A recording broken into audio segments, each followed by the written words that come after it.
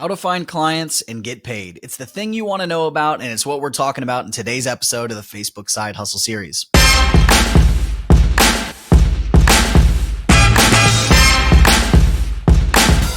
Howdy and welcome to the Laptop Empire Show. Today, we're going to be talking to you about how to find your first clients and actually get paid. This is one of the most important episodes in this Facebook Side Hustle series. If you haven't checked out the entire series yet, go check out our playlist. I've linked it below and watch them all the way through because we're going to teach you how to do this amazing side hustle, managing Facebook ads for local brick and mortar businesses. It's the most profitable side hustle you can do in 2020.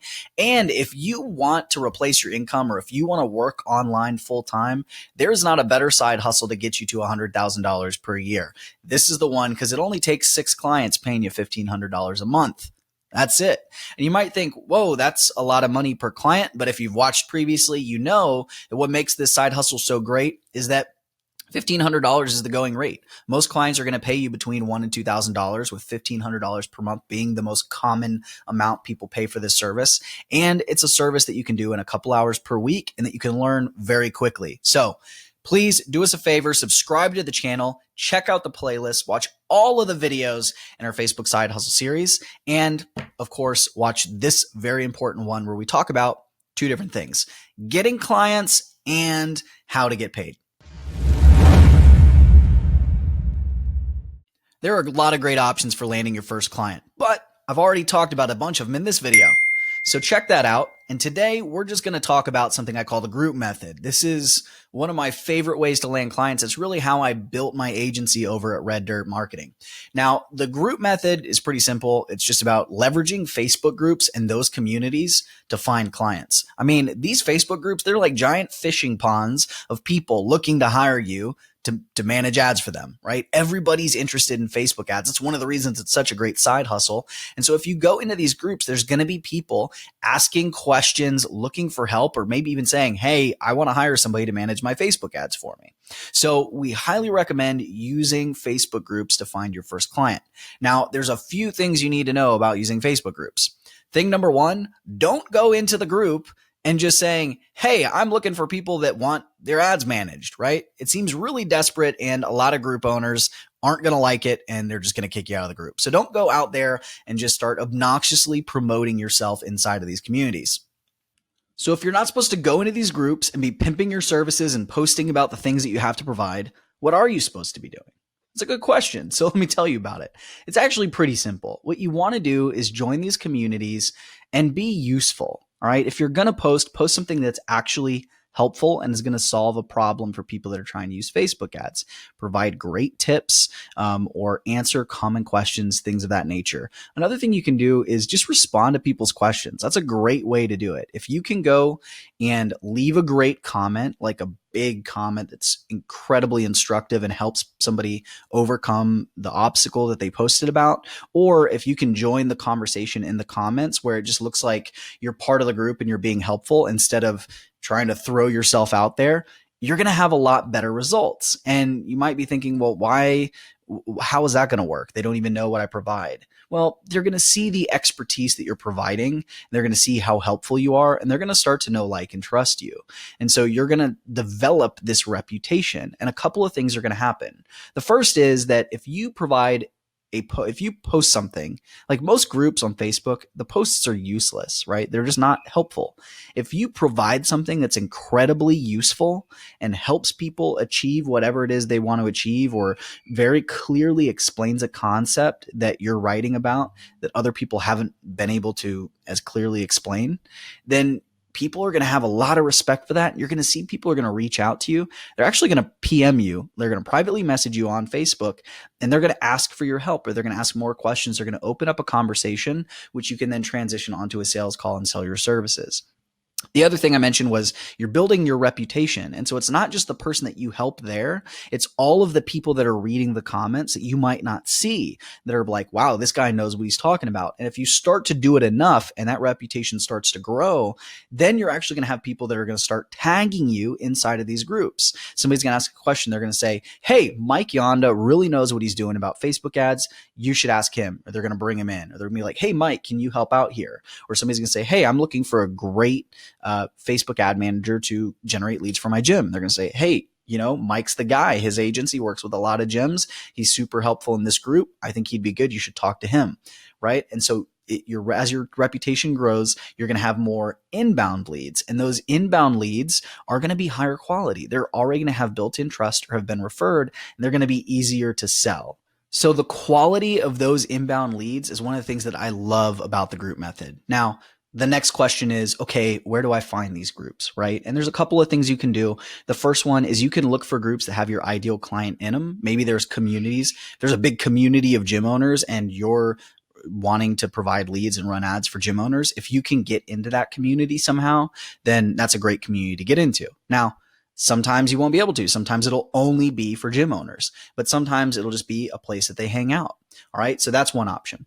Another option that can work really well that I found is just joining communities for business owners that handle different topics other than what you do, which is Facebook ads. So if you go into one that's talking about copywriting or growing a website or anything else, and where maybe even something that you want to learn, that's what I like to do. Go to groups with things I want to learn. Like you want to learn more about sales, go into a sales group that other business owners are in.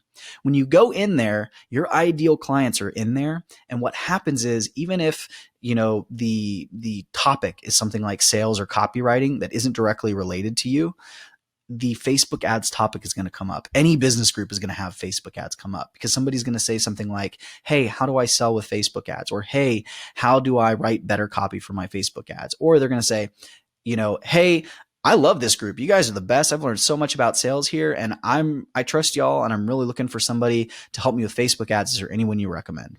Right? See how that works? So those are great places to go. Now, keep in mind with this method, you got to be patient. It takes a little while to build up because you're building your reputation. That's what you're really doing.